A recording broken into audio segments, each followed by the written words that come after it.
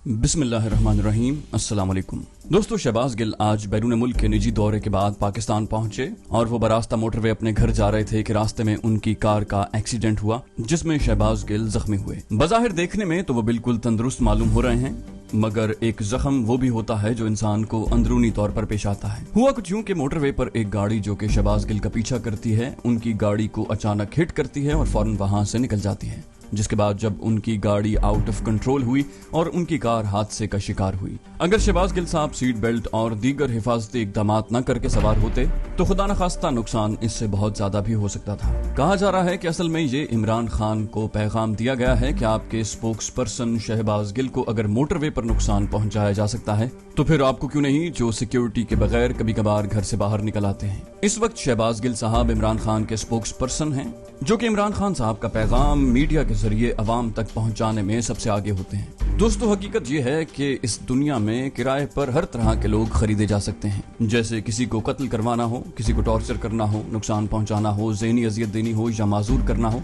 ये एक हकीकत है कि कुछ भी पैसे देकर आप इस दुनिया में बहुत से काम करवा सकते हैं। अब शहबाज गिल की गाड़ी को पीछे से हिट किया गया और जिस गाड़ी ने हिट किया उसे पकड़ा जा सकता है। मामले की तहकीकात की जाए तो इन लोगों को ढूंढना बहुत मुश्किल नहीं होगा, क्योंकि मोटरवे पर हर कुछ फासले के बाद टोल प्लाजे होते हैं और तमाम टोल प्लाजा पर बेशुमार कैमरे नस्ब होते हैं जो गाड़ियों की मॉनिटरिंग करते हैं। इसके अलावा भी मोटरवे पर सड़कों के बीच हर 8-10 किलोमीटर के बाद ऐसे खुफिया कैमरे लगे होते हैं जिससे सिक्योरिटी बेहतर की जा सके, और इसीलिए इस मामले में तहकीकात करना बिल्कुल भी मुश्किल नहीं होगा। मगर इस मामले की तहकीकात करेगा कौन? पूरी दुनिया जानती है कि पीटीआई के पीछे कौन पड़ा है। अभी बहुत से लोग जो इक्तदार में हैं, जिन्होंने सियासी इख्तलाफात को जाती दुश्मनी में तब्दील किया और डायरेक्टली और इनडायरेक्टली बहुत से लोगों की जान के दुश्मन हो चुके हैं। लेकिन ये भी एक हकीकत है कि ये कौम अब बहुत ज्यादा बाशऊर हो चुकी है और पिछले कुछ अरसे से पाकिस्तान के बच्चे बच्चे को सियासत की अच्छी तरह समझ आने लग गई। हम ये भी जानते हैं कि बेनजीर भुट्टो को कैसे शहीद किया गया, उन्हें किस तरह मजबूर किया गया कि आप गाड़ी से बाहर निकलें और अपना हाथ हिलाएं। लोग आपका दीदार करने के लिए बेताब हैं। हालांकि उस वाक़े से कुछ ही दिन कबल कराची में भी एक बहुत ही खतरनाक धमाका हुआ था जिसमें बेशुमार लोगों की जानें गईं। उस कराची धमाके का असल मकसद भी बेनजीर को शहीद करना था, मगर वो वहां बच गई थी। इसलिए बाद में उनको मजबूर किया गया कि वो गाड़ी से बाहर निकलें और हाथ हिलाएं ताकि उनके दुश्मनों का काम आसान हो। आज तक न इस वाक़े की तहकीकात की गई और न किसी को आज तक पता है कि उनका असल कातिल कौन है। अब शहबाज गिल के इस वाक़े को भी एक हादसे की शक्ल देने की भरपूर कोशिश की जाएगी और ये भी मुमकिन है कि उसकी तहकीकात किसी ऐसे मुशीर को दे दी जाए जो वजीर दाखिला का खास आदमी हो, और फिर आप भूल जाएं कि इस मामले की तहकीकात होंगी या उसके मुजरिम को कभी पकड़ा जाएगा। सीसीटीवी फुटेजेस गायब हो जाएंगी और इमरान खान को एक वाज़ेह पैगाम दिया जाएगा कि बाज आ जाओ, अमेरिका का नाम मत लो, वरना आपको इसी तरह किसी भी वक्त किसी भी जगह पर उड़ाया जा सकता है। दोस्तों, अगर आप अपनी तारीख का मुताला करें तो आप अच्छी तरह से ये बात समझ सकते हैं कि जिस लीडर ने भी अमेरिका या यूरोप को ललकारा है, अमेरिका ने उसे जिंदा नहीं छोड़ा, चाहे वो लियाकत अली खान हो, जुल्फिकार अली भुट्टो या ज़ियाउल हक या फिर कोई भी। दूसरी तरफ गवर्नर पंजाब सरफराज चीमा ने army chief general Qamar Javed Bajwa को पैगाम भेजा है कि आप मुझे एक सूबेदार और 4 फौजी जवान मुहैया करें ताकि मैं इस गैर कानूनी, गैर आईनी और जबरदस्ती बनाए जाने वाले वजीर आला पंजाब को गिरफ्तार कर सकूं और उसे जेल में डाल सकूं। आप खुद देख सकते हैं कि एक गवर्नर का आर्मी चीफ को इस तरह की दरखास्त करने का क्या मतलब हो सकता है। पूरे मुल्क में इंतशार की सूरत हाल पैदा हो रही है और ये सूरत हाल मजीद बढ़ेगी, बल्कि इमरान खान के इस्लामाबाद धरने के बाद इसमें शायद ज्यादा कशीदगी आए। अल्लाह न करे, लेकिन अवाम और रियासत में खतरनाक तसादुम भी हो सकता है जिसको कंट्रोल करना शायद किसी के बस में ना हो। और अगर ये सूरत हाल इंतहाई खतरनाक और गंभीर हो जाती है तो फिर आपकी तारीख आपके सामने है। शायद फौज को फिर से सियासी मैदान में कूदना पड़े ताकि खून खराबा ना हो। लेकिन हालात बड़ी तेजी से उस तरफ जा रहे हैं जहां किसी को भी जानी नुकसान पहुंचने का खतरा है। अब शहबाज गिल साहब खुलकर ये कह रहे हैं कि मुझ पर जानबूझकर कातिलाना हमला करवाया गया है। मेरी गाड़ी को पीछे से एक गाड़ी ने जानबूझकर टक्कर मारी जिसके बाद मेरी गाड़ी उलट गई। ये भी एक अटल हकीकत है कि क़याम पाकिस्तान से अब तक इस तरह के हजारों वाकयात हुए हैं, मगर किसी अदालत या किसी कानून के ठेकेदार नहीं जागे, न किसी को उन्हें इंसाफ दिलाने की हिम्मत हुई। बल्कि हमारी सूरत हाल तो ये है कि हमारे अपने पहले वजीर आजम लियाकत अली खान के कातिल को भी नहीं ढूंढ सके अभी तक। आज पूरी दुनिया के सामने है कि लियाकत अली खान को क्यों कत्ल किया गया और किन ताकतों ने उन्हें कत्ल करवाया। और सबसे मजे की बात यह है कि लियाकत अली खान के कत्ल की तफ्तीश के तमाम सबूत और तमाम कागजात एक जहाज में डालकर भेजे जा रहे थे اور اس جہاز کو بھی ہوا میں ہی تباہ کر دیا گیا۔ تو دوستو آج 75 سال کے بعد بھی وطن تو آزاد ہو چکا ہے، مگر کیا ہم دل و دماغ سے بھی آزاد ہیں یا ابھی تک غلام ہی ہیں؟ پرانی حکومت ہٹانے کے بعد ریجیم چینج مشن کا سیکنڈ پارٹ شروع ہو چکا ہے۔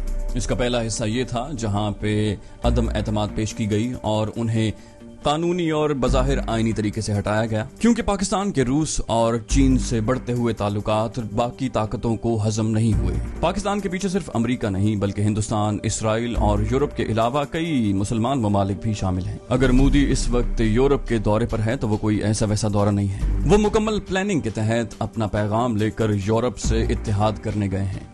ان کا اصل مقصد یہ ہے کہ پاکستان پر حملہ کیا جائے اور پاکستان کے ایٹمی دانت توڑے جائیں۔ بھارت یہ سب کچھ امریکہ کے کہنے پر کر رہا ہے، خود تو وہ روس سے اور امریکہ سے دونوں سے تعلقات رکھے ہوئے ہیں، لیکن امریکہ اور بھارت دونوں کی کوشش ہے کہ پاکستان کو تنہا کر دیا جائے، بظاہر امریکی ایڈ پر زندہ رکھا جائے اور معاشی طور پر پاکستان کو اتنا کمزور کر دیا جائے کہ پاکستان کے پاس کوئی چارہ نہ بچے اور پاکستان کو اپنے ایٹمی ہتھیار سرنڈر کرنے پڑ جائیں۔ لیکن دنیا شاید نہیں جانتی کہ اس ایٹم بم کی حفاظت صرف پاک فوج نہیں کر رہی بلکہ 22 کروڑ کی غیرت اور جرت مند عوام بھی کر رہی ہے۔ جب کسی ملک پر حملہ کیا جاتا ہے تو سب سے پہلے اس ملک کو اپنا اتحادی بنایا جاتا ہے تاکہ جنگی صورتحال میں اس ملک کو عسکری طور پر اور مالی طور پر مکمل سپورٹ کیا جائے۔ کس طرح 9/11 کے بعد افغانستان پر حملہ کر کے پاکستان کو نشانہ بنایا گیا اور پوری کوشش کی گئی کہ پاکستان کو ڈی سٹیبلائز کر کے پاکستان کے ایٹمی اثاثوں پر قبضہ کیا جائے، مگر اس وقت کی ہماری فوجی اور عسکری قیادت کی چاہے جتنی بھی غلطیاں ہوں لیکن انہوں نے نہایت سمجھداری اور ذہانت اور شاندار حکمت عملی کی وجہ سے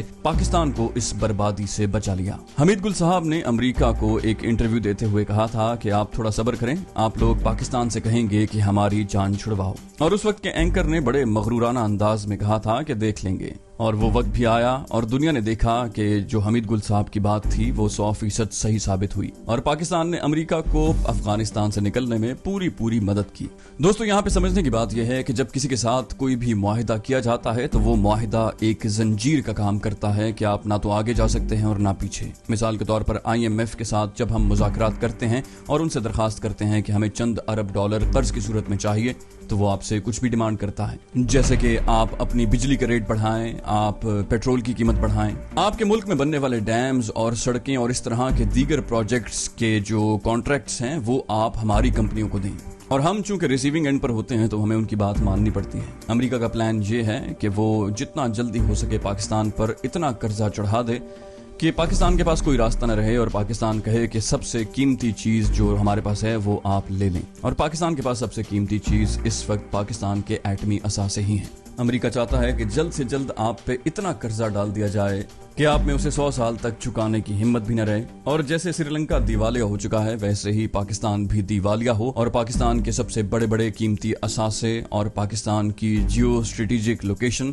اس سب پر امریکہ کا قبضہ ہو جائے اور وہ یہاں بیٹھ کر افغانستان، چین، روس اور پورے ایشیا کو کنٹرول کر سکے۔ بھارت ویسے ہی اس کا دوست ہے۔ اس وقت پاکستان کے پاس 2 راستے ہیں، ایک مشکل راستہ ہے اور ایک آسان راستہ ہے۔ آسان راستہ یہ ہے کہ ایک بیرونی طاقت ہمیں قرضے دے رہی ہے اور ہماری زندگی بڑے سکون سے چلتی رہے گی، ہمیں کھانے کو ملتا رہے گا، لیکن ہم ذہنی اور اخلاقی طور پر پستی کی طرف گرتے جائیں گے۔ اور دوسرا راستہ وہ ہے جس میں شاید ہمیں تھوڑی مشکلات کا سامنا کرنا پڑے، لیکن پاکستان انشاءاللہ ایک عظیم اور طاقتور قوم بن کے ابھرے گی، اور پاکستان جس مقصد کے لیے وجود میں آیا تھا وہ اپنا مقصد پورا کرے گی، اور وہ مقصد ہے اسلامی دنیا کی امامت کرنا۔ اللہ تعالیٰ سے دعا ہے کہ اللہ تعالیٰ پاکستان کو اپنے صحیح مقصد پر پہنچنے کی توفیق عطا فرمائے، اور جو بھی پاکستان کے ساتھ مخلص ہے اس کی مدد فرمائے، آمین۔